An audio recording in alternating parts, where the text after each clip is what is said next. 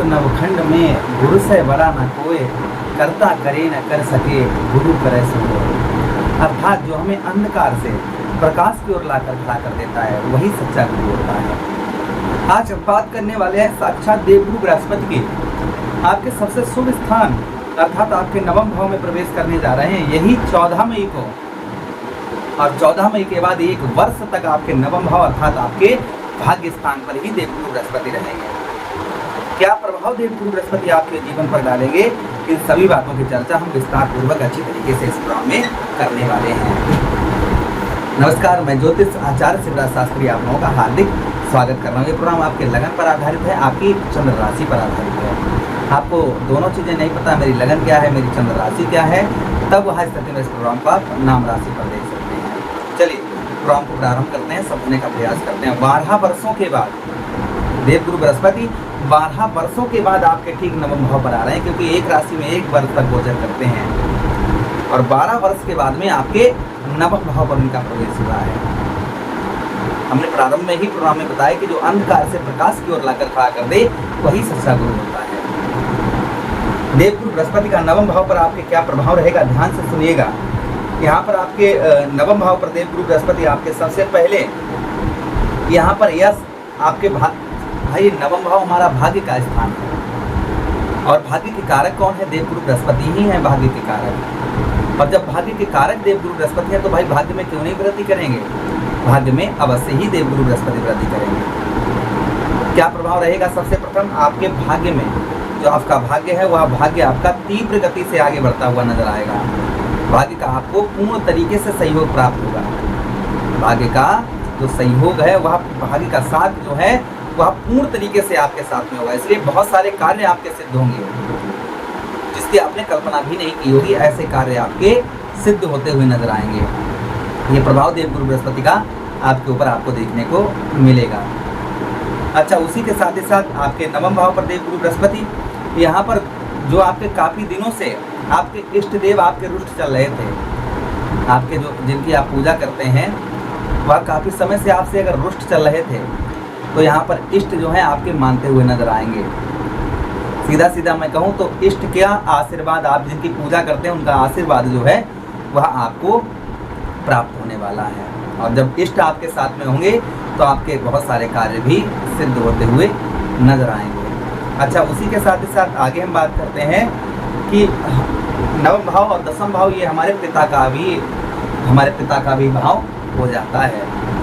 तो यहाँ पर पिता का भी आपको पूर्ण तरीके से जो है आपको सुख जो है वह पूर्ण तरीके से पिता का सुख जो है आपको प्राप्त होगा। पिता की ओर से काफ़ी हेल्प, काफ़ी मदद जो है आपको प्राप्त होगी। अच्छा, उसी के साथ ही साथ आगे हम बात करते हैं कि पिता के साथ ही साथ में जैसे धर्म कर्म पूजा पाठ के कार्यों में आपकी जो रुचि है वह काफ़ी अच्छी, काफ़ी उत्तम जो है आपकी लगती हुई नजर आएगी। जैसे पूजा पाठ धर्म कर्म के कार्यों में, क्योंकि नवम भाव भाई हमारे शुभ, जो नवम भाव है वो हमारा शुभता का स्थान है, यानी कि शुभ स्थान है। और जो शुभ स्थान है तो भाई क्यों नहीं हमारे दान पुण्य में पूजा पाठ में मन क्यों नहीं लगेगा, मन अवश्य ही पूजा पाठ और धर्म कर्म के कार्यों में आपका मन जो है वह आपका अवश्य ही लगेगा, इसमें कोई संदेह शंका नहीं है। यानी धर्म कर्म के कार्यों में पूजा पाठ के कार्यों में आपका जो रुचि जो है वह आपकी पूर्ण तरीके से अच्छी तरीके से लगती हुई नजर आएगी।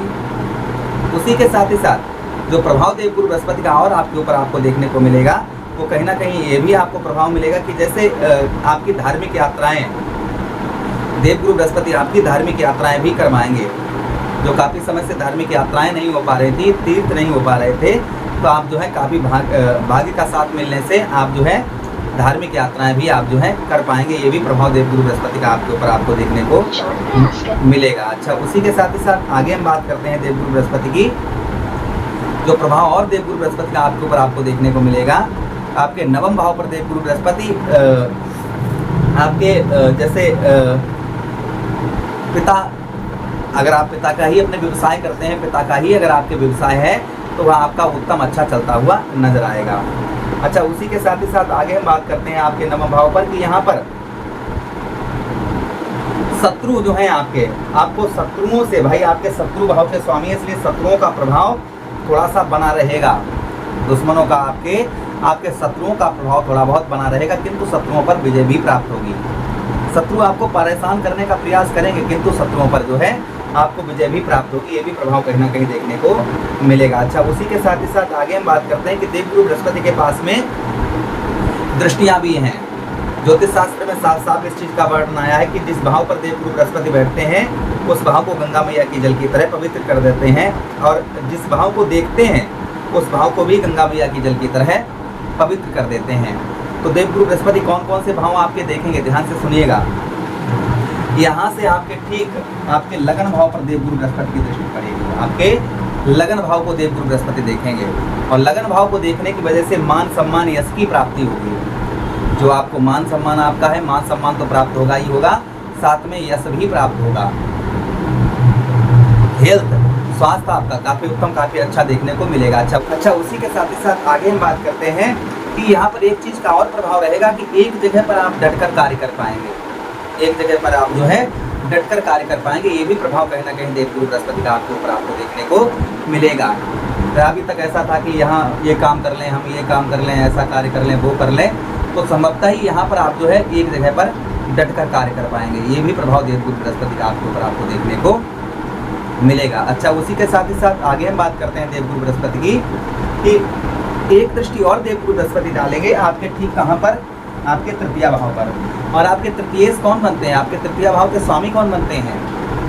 आपके तृतीय भाव के स्वामी ही साक्षात देवगुरु बृहस्पति बनते हैं, जिससे तृतीय भाव पर आपके देखने से तो सबसे पहला प्रभाव देखने को मिलेगा वो आपका पराक्रम, आपका साहस, आपका कॉन्फिडेंस लेवल, ये काफ़ी बढ़ चढ़ कर रहेगा।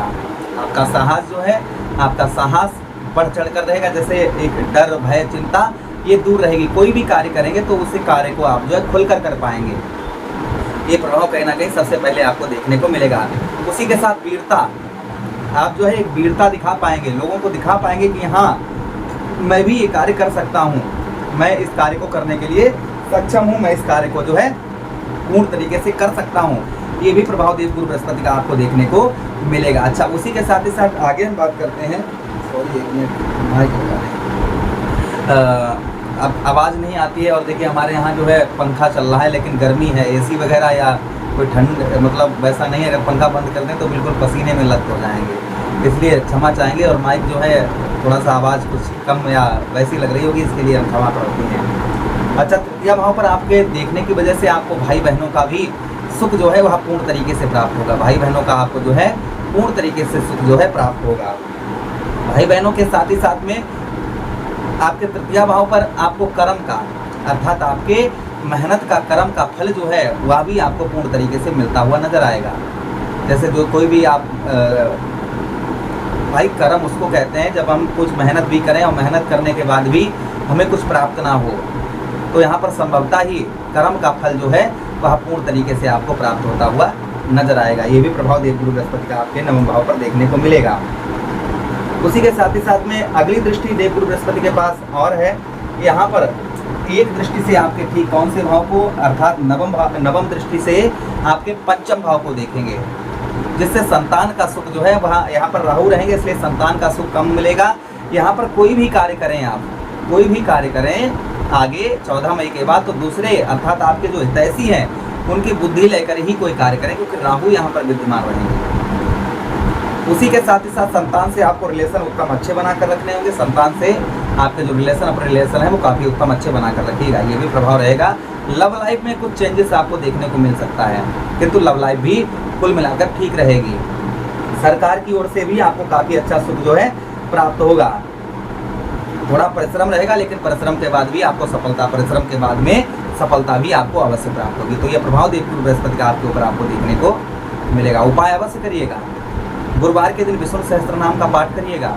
उसी के साथ ही साथ गुरुवार के दिन 5 पीले फूल अपने इष्ट पर चढ़ाएं, जो आपके इष्ट हैं उन पर चढ़ाएं। उसी अगर गुरु है तो गुरु पर चढ़ाएं, गुरु नहीं है तो अपने इष्ट पर चढ़ाएं। उसी के साथ ही साथ में गुरुवार के दिन पीली चीज़ का कन्याओं को प्रतिभोज कराएं।